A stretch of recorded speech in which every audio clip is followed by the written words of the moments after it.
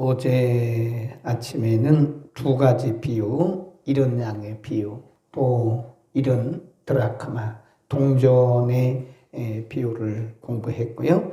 이 비유는 영혼을 찾으시는 예수님, 한 영혼이라도 더 돌아오기를 기다리시는 하나님 아버지의 마음이다. 오늘도 11절에 보면 또 가라사대 그랬잖아요. 그러면 같은 내용이라 그런 뜻이에요. 같은 내용을 세 번째 비유로 말씀하는데 우리가 일명 이것을 무슨 비유라고 그래요? 탕자의 비유다. 어떤 사람이 두 아들이 있었는데 둘째가 말하기를 아버지 어차피 내게 주실 유산 미리 좀 달라고. 그러니까 자식을 이기는 부모는 없을 거예요, 세상에. 그러니까 져주는 거죠.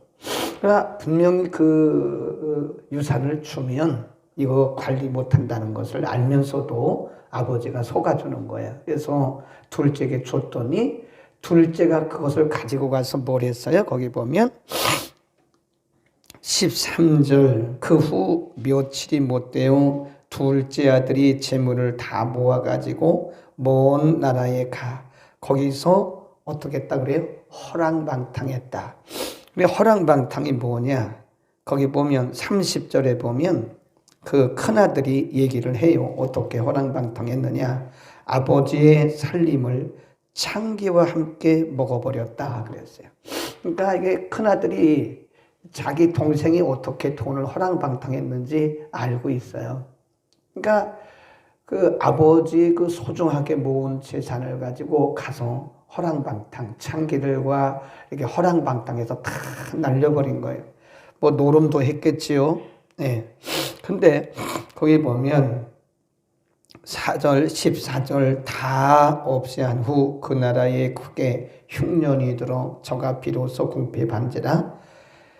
그 다음에 15절 가서 그 나라 백성 중 하나에게 붙여 사니 그가 저를 들러 보내어 돼지를 치게 하였는데 저가 돼지 먹는 취업 열매로도 배를 채우고자 하되 주는 자가 없는지라. 이 비참하게 된 거죠. 돈 떨어지니까.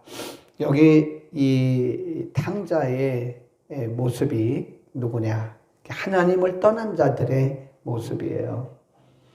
그러니까 사람들이 생각할 때에 하나님을 떠나도 하나님이 없어도 행복하리라고 생각을 하는 거예요. 그러나 인간은 돈 떨어지고 명예 떨어지고 힘 떨어지면 이렇게 비참해집니다. 이게 비참해진 여기 둘째 아들의 그 허랑방탕하고 그리고 돼지가 먹는 취업 열매도 못 먹을 만큼 이렇게 비참해진 것은 하나님을 떠난 인간의 비참한 모습을 보여주는 거예요. 그러니까 사람들이 생각할 때 돈이 있으면 행복하고 명예 있으면 행복하고 권력이 있으면 행복하고 건강이 있으면 행복할 것이라고 생각해서 하나님을 떠나. 이게 탕자가 하나님을 떠난 이들의 모습이에요. 어제 말씀드렸잖아요. 탕자란 두 가지 종류가 있다고 그랬잖아요. 하나는 아예 애초부터 하나님을 떠난 인생들, 그게 탕자예요. 두 번째는 하나님을 섬기다가 세상이 좋아서 세상 길로 빠져버린 자들이 또 탕자입니다. 그러니까 어쨌든 인간들이 생각에 하나님을 떠나도 내가 살 수 있다고 생각하는 거예요. 뭐가 있으니까? 돈이 있으니까. 그리고 명예가 있으니까. 내가 건강이 있으니까. 내가 권력이 있고 권세가 있으니까. 지식이 있으니까. 내가 스스로도 살 수 있다고 생각하는 거예요. 그런데 인간은 언제 자기를 발견하게 되는가? 거기 보세요. 17절 비참하게 되잖아요. 돈 떨어지잖아요. 네. 취업 열매도 먹을 수가 없잖아요. 17절 이에 시작 이에 스스로 돌이켜 가로되 내 아버지에게는 양식이 풍족한 품꾼이 얼마나 많고 나는 여기서 주려 죽는구나. 그런 거예요. 이제 인생이 언제 하나님을 다시 재발견하게 되는가 하면 이게 떨어지면 재발견해요. 그러니까 돈 떨어져, 건강 떨어져, 건강이 없어진다는 얘기죠. 그 다음에 명예 떨어져, 권세 떨어져, 힘 떨어져. 그러면 인생은 자신의 비참함을 깨닫게 돼요. 그러면 그때 생각나는 것이 이제 아버지 하나님이 그제서 생각이 나는 거예요. 그러니까 인생이 참 어리석죠. 그러니까 우리에게 하나님이 건강 주시고 우리에게 물질 주시고 또 우리에게 경험 주시고 지혜 주시고 지식 주실 때 우리가 그런 것을 가지고 하나님을 더 잘 섬기면 얼마나 좋겠어요. 근데 그런 인생이 많지가 않아요. 인생이 죄성을 가지고 태어났기 때문에 뭔가 조금만 배가 부르면 그게 다인 줄 아는 거예요. 그게 다인 줄 알아. 그래서 하나님 없어도 살 수 있는 것처럼 괜히 사람이 바람이 들어가요. 그래서 하나님을 떠나가는 거예요. 말씀을 멀리하는 거예요. 하나님이 없어도 아버지가 없어도 그거 자기가 가지고 있는 것만 있어도 될 줄로 생각하는 거예요. 그러나 그것이 떨어지는 날이 옵니다. 아멘. 인간이 그게 떨어지는 날이 와요. 비참해지는 날이 와요. 그러니까 그 둘째가 깨닫고 이렇게 갑니다. 이렇게 결단을 해요. 내가 일어나 아버지께 가서 이르기를 아버지여 내가 하늘과 아버지께 죄를 얻었사오니 제정신 들어왔죠. 19절 지금부터는 아버지의 아들이라 일컬음을 감당치 못하겠나이다. 나를 품꾼의 하나로 보소서 하리라 하고 20절 그 앞에만 이에 시작 이에 일어나 아버지께로 돌아가니라 거기까지예요. 이제 그 아들이 허랑방탕하고 아버지로부터 받은 재산 다 날리고 아주 죄악 중에 살다가 비참한 자기의 모습을 발견하고는 결단을 하는 거예요. 내가 아버지께 돌아가자. 가서 아버지의 아들이라고 말도 못하고 그냥 여기 있는 일꾼 중에 하나라고만 여겨달라고 하자. 그래도 다행이지. 그리고 아버지께로 이제 돌아가는 거잖아요. 이게 사람들의 인생들의 모습입니다. 인간들의 모습이에요. 이것도 다행이죠. 네. 그런데 그 아버지를 보세요. 아버지는 20절 중반쯤 보면 아직도 상거가 뭔데 아버지가 저를 보고 측은히 여겨 달려가 목을 안고 입을 맞춘다. 얼마나 아들을 기다렸으면 그 아들이 지금 남루한 옷을 입고 완전히 거지처럼 하고 완전히 망가진 모습으로 오는 거예요. 응? 완전히 망가진 모습으로 빨리 오는데 벌써 아버지는 딱 알아본 거예요.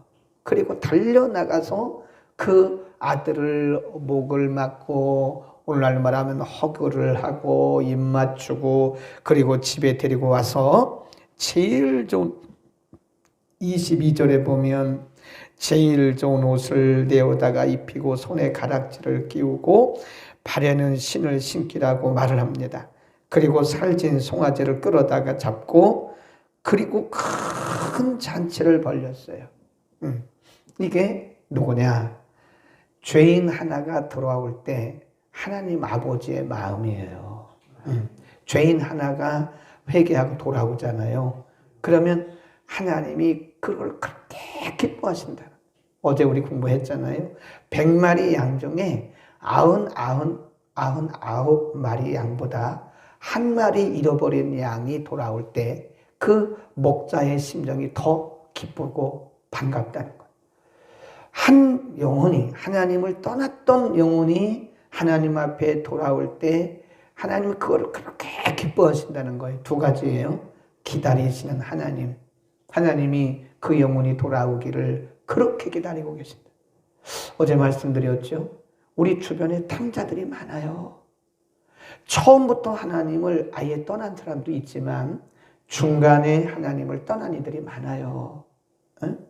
탕자. 근데 하나님은 그 탕자들이 하나님 앞에 돌아오기를 그렇게도 기다리고 계신다는 거예요. 응? 여러분 오늘 여러분 주변에 가족들 가운데, 여러분 가족들 가운데도 탕자가 많잖아요. 옛날에 믿다가 지금 믿음에서 이탈된 그 탕자들 많잖아요. 편지를 쓰세요. 카톡 편지를 쓰든지 손편지를 쓰세요. 오늘 이 말씀을 잘 적용해서 편지를 쓰세요.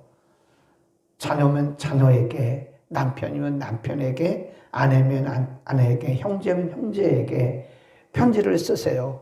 하나님이 이렇게 당신을 기다리고 있습니다. 하나님은 당신이 하나님을 떠난 순간부터 하루도 당신을 떠난 적이 없습니다. 이제나 저제나 당신이 하나님께 돌아오기를 이렇게 기다리고 있고, 만일 당신이 하나님 앞에 돌아온다면 하나님은 잔치를 벌일 것입니다. 이렇게 편지를 한번 써보세요. 문자로 편지를 쓰든지 아니면 손편지를 쓰세요. 하나님은 탕자가 돌아오기를, 하나님을 떠난, 하나님의 품을 떠나 살아가는 그들이 돌아오기를 그렇게도 기다리시고, 한 영혼이 하나님 앞에 돌아왔을 때 그렇게도 하나님 기뻐하시는 거예요. 하나님께 기쁨을 드리는 길이 뭐라고 그랬어요? 탕자를 하나님께 돌아오도록 인도하는 겁니다. 아멘. 거기 참 이 본문에서 할 말씀이 참 많아요. 인생이 언제 하나님을 재발견하게 되는가 하면요, 인생이 비참해지면 영의 눈이 열립니다. 그래서 하나님은요, 이렇게 처음부터 잘 믿는 우리들은 참 그래도 은혜죠. 감사하죠. 하나님 떠나지 않고 그냥 끝까지 이렇게 가는 것은 얼마나 은혜인지 몰라요. 근데 하나님이 영혼들을 사랑하시기 때문에요, 어떤 때는 그 앞에 비참함이라고 하는 장애물을 놓으세요. 그래서 인생은 그 장애물을 만나면 영의 눈이 열리기 시작하는 거예요. 내가 비참할 때 영의 눈이 열려서 하나님을 찾으면 그는 택자입니다. 택자. 하나님이 구원하시려고 택하신 자고 하나님이 정말 사랑하시는 영혼이에요. 그런데 장애물을 만났음에도 불구하고 영의 눈이 열리고 돌아올 생각을 하지 않는 사람은, 물론 언젠가는 돌아올 수도 있겠지만 끝까지 돌아오지 않는다면 그건 택자가 아닐 수도 있다는 생각을 해요. 하나님 앞에 가봐야 되겠지만 그렇습니다. 그래서 하나님이 택하신 자들은요, 하나님이 그 영혼을 사랑하시기 때문에 반드시 이렇게 인간으로서는 이겨낼 수 없는 그런 장애물들을 가끔씩 이렇게 두세요. 그래서 자신의 모습이 얼마나 비참한가를 깨닫고 하나님 앞에 오도록 영의 눈을 여는 그런 작업을 하십니다. 그러니까 우리가 아예 처음부터 그냥 하나님을 하나님으로 여기고 아버지라 부르고 말씀대로 살아가는 것이 당연한 것으로 여기고 살아가면 정말 복받은 사람이에요.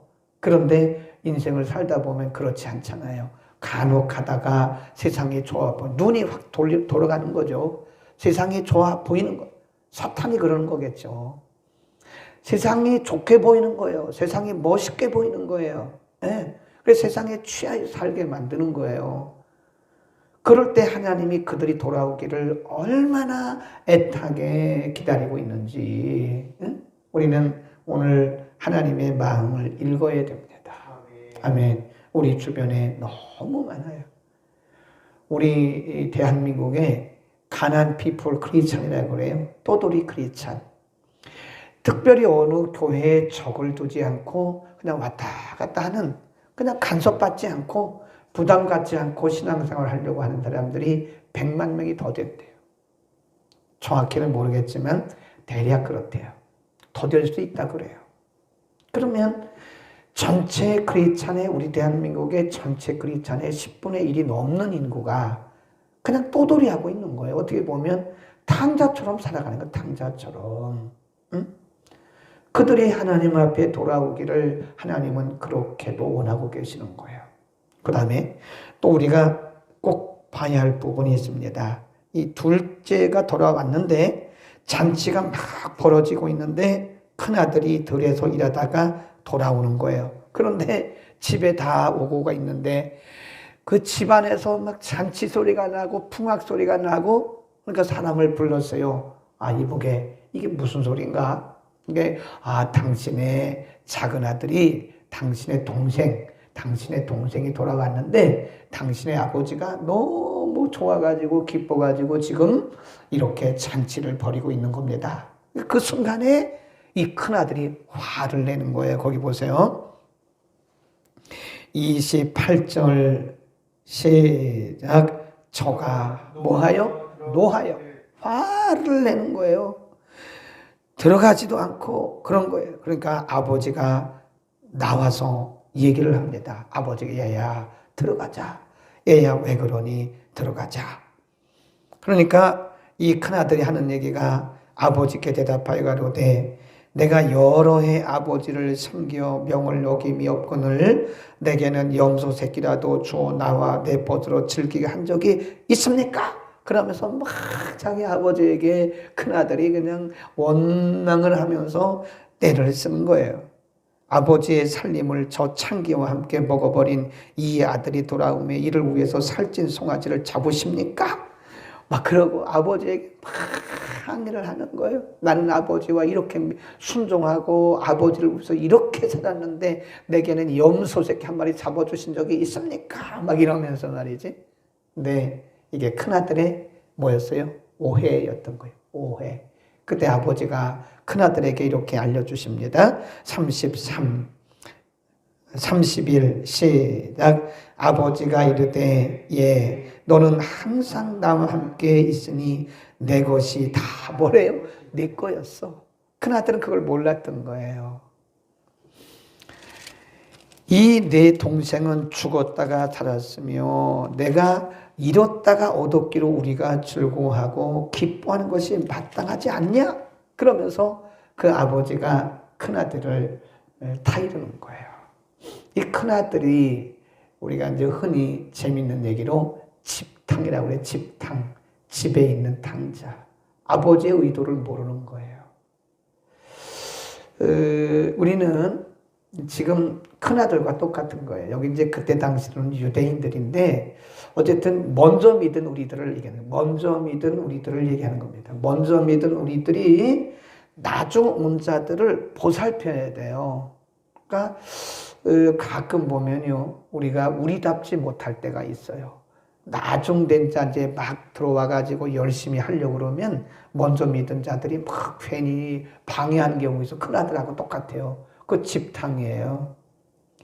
그렇게 하지 말고 이제는 나중 온 자들이 늦게 믿은 자들이 열심히 할 때 오히려 고마워하고 응원해주고 그들을 잘 용기를 북돋아줘야 돼요. 아멘. 그래야지 그게 큰아들인 거예요. 그게 먼저 된 자의 아름다운 모습인 거예요. 응? 나중 온 자가 뭐 이제 와가지고 뭐 이렇게 뭐 열심히 한다 그러면 안 됩니다. 먼저 된 자들은 나중 된 자들을 잘 보살필. 그래서 그 나중 된 자들이 믿음이 자라고 열심히 할 수 있도록 도와줘야 할 그런 책임과 의무가 있다는 것을 믿기를 바랍니다. 나중된 자들이 잘할 수 있도록 우리가 격려해 줘야 돼요. 격려해 줘야 됩니다. 그러니까 우리가 기도를 해도요. 우리는 큰아들, 먼저 된 자들이잖아요. 근데 우리의 기도보다 나중된 자들의 기도가요. 더 빨리 응답이 됩니다. 또 그럼 그걸 질투를 해가지고 하나님 왜 제 기도는 늦게 응답해 주시고 저 사람은 온 지 얼마도 안 됐는데 저렇게 기도를 빨리 응답해 주시냐고 그렇게 또 질투하고 하나님 앞에 막 그러면 안 됩니다. 하나님이 먼저 된 자들의 기도는요 조금씩 늦춰요. 응답의 시기를 조금씩 늦춥니다. 하나님의 의도가 있어요. 우리의 믿음을 성숙시키기 위해서 그런 거예요. 그러나 이제 막 믿기 시작한 초신자들의 기도는 하나님이 굉장히 빨리 응답을 하세요. 또 그거를 비교해가지고 저 사람은 온 지 얼마도 안 됐는데 벌써 저렇게 응답을 빨리 해주신다고 불평하면 안 돼요. 오히려 하나님 저 집사님의 기도를 아니면 저 자매님의 기도를 먼저 응답해 주세요. 그게 큰아들이에요. 큰아들 다워야 돼요. 먼저 된 자들은 먼저 된 자 다워야 됩니다. 하나님 뭐라고 그래요? 너는 나와 항상 함께 있잖아. 내 것이 다 내 거잖아. 하나님 그렇게 말씀하시잖아요. 우리는 한 영혼이 돌아왔을 때, 응? 제가 이제 가끔 그런 얘기를 하잖아요. 우리 교회 성도님들이 참 인격적이고 참 착해요. 이렇게 봐도 우리 교회 성도님들은 담임 목사님을 닮았는 거가. 그래, 왜 이렇게 착한지 몰라. 착하고 인격적이고 그렇습니다. 근데 한 몇 가지, 한두 가지 단점이 있는데 그게 뭐냐면 이게 좀 새로운 사람들이 오면 좀 먼저 가서 인사도 하고 먼저 가서 맞아주고 우리 교회 오셔서 너무 감사하다고 이 근방에 교회도 많은데 우리 교회 오셔서 감사하다고 이러면 얼마나 좋겠어요. 그러는 분이 별로 없어요. 먼저 가서 손 내밀고 먼저 가서 찾아가서 인사 좀 하고 한두 번은 합디다. 한두 번은 그렇게 하니까 그래도 감사하더라고요. 나머지 분들은 그냥 코로나 이전에 우리 여기서 밥도 먹고 안에서 밥도 먹고 그랬잖아요. 점심을. 그러면 가려고 그러면 얼른 가서 아이고 식사하고 가시라고 우리 함께 교제하자고 이러면 얼마나 좋겠어요. 그러니까 그냥 멀쩡하게 서 있어요. 처음 오신 분이 그냥 오신 지 얼마 안 되신 초신자들은 그냥 멀쩡하게 서 있어요. 가서 식사하고 가라고 붙잡는 분이 별로 없더라 이게. 남자들은 남성들은 남성이 하면 좋고 여성들은 여성이 하면 좋아요. 그리고 오랜만에 오신 분이 계시면 찾아가서 아유 반갑다고 참 이렇게 그동안 잘 지냈냐고 좀 큰아들답게 먼저 된 자답게 그러면 얼마나 좋겠어요. 아멘. 제가 전도에서 요즘에 잘 나오시는 분이 두 분 계시잖아요. 그 김영신 권찰님. 이제 그 집사님이 올해 집사 임명 안 했죠? 연세가 드셨는데 집사 임명했어야 되는데 그래도 우리가 2년을 지내야 되니까 어쨌든 이제 김영신 그 권찰님은 참 어떻게 보면 굉장히 그 인간적이더라고요. 한번 본인이 약속한 거를 지키기 위해서 이분이 얼마나 애를 쓰고 있는지 몰라요. 그래서 교회 주일에 못 오시게 되면 꼭 못 오시면 전화를 해요. 그리고 미리 헌금을 가져와요. 오늘 내일은 제가 교회를 못 가겠습니다. 이번 주는 교회를 못 가겠습니다. 그래요.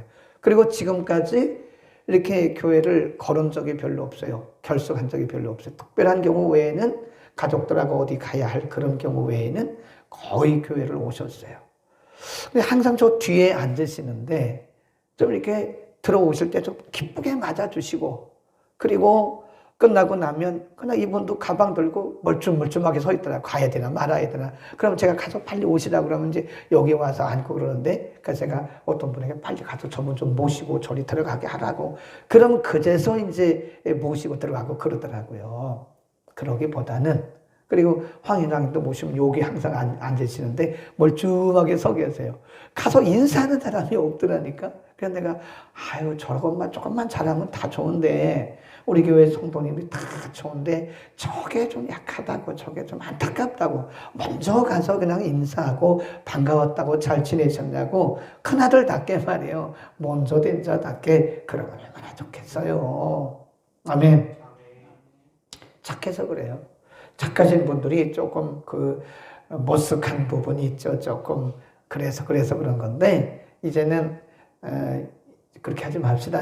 좀 가서 오셨냐고 반갑다고 누가 오면 어떻게 오셨냐고 그냥 또 물어보고 안내도 해주고 그래서 옛날에는 그래서 바나바 사역이라는 것도 했어요. 여기다가 바나바라고 써붙이고 새로운 사람이 오면 가서 안내해주고 4주 동안 그분을 모시고 다니면서 이분은 누구라고 이분은 누구라고 그런 것도 한번 해봤는데 꼭 그렇게 바나바라고 써붙여야 되겠습니까?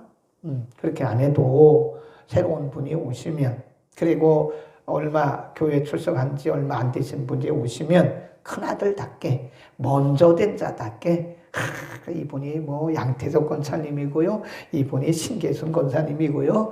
이분은 김미강 선생이고요. 이분이 이윤환 권사님이고요. 이분은 정은자 집사님이고요. 이분은 또 김혜자 집사님이고요. 이분은 허정 집사님이고요. 이렇게 좀 모시고 다니면서 하면 얼마나 좋겠어요. 그래서 한 영혼이 돌아왔을 때 하나님 아버지의 마음을 우리가 안다면 그리고 이제 그냥 이렇게 믿음 없이 어떤 믿음의 확신 없이 신앙생활을 하던 사람이 이제 믿음의 줄을 잡고 열심히 하려고 할 때 우리가 좀 도와줘야 돼요. 먼저 된 사람답게. 그 사람이 이제 뭔가를 깨닫고 열심히 하려고 하는 것이 하나님 편에서 얼마나 하나님 기뻐하신 일인지 몰라요. 방해하지 말고 늦게 온 것이 저런다고 그러면 안 돼요. 이제 믿기 시작한 사람이 저런다 그러면 안 돼요. 그죠?